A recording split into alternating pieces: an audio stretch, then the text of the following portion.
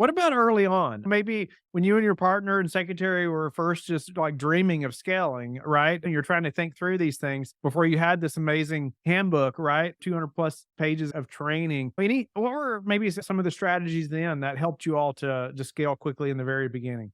Everything was designed around creating market insights that were self-produced, self-verified, and something that would be of value to the clients.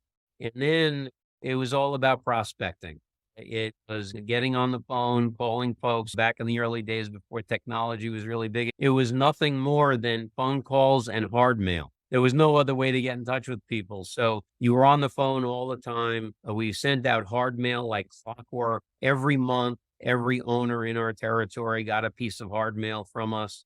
At the peak, before email became very popular, we were sending out 3 million pieces of mail every year, including a newsletter that we started with just a little 4-pager and ended up, I think it got to 32 or 36 pages at its peak. And we just stayed in front of people. It's all being top of mind in the brokerage business because if you look at Morgan, again, use Manhattan as a microcosm south of 96th Street, which is prime Manhattan, there's 27,649 buildings. Over the past 39 years, the average turnover of that stock has been 2.6%. If you figure half the stuff that goes on the market actually sells, this is telling you two things. It's telling you that when someone buys a property in Manhattan, they own it on average for 40 years before they sell it. And number two, it tells you if there's a 5% of the stuff is actually being considered for sale, 19 out of every 20 people you talk to are not going to have anything for you to do. So you look at what the reality is of this of market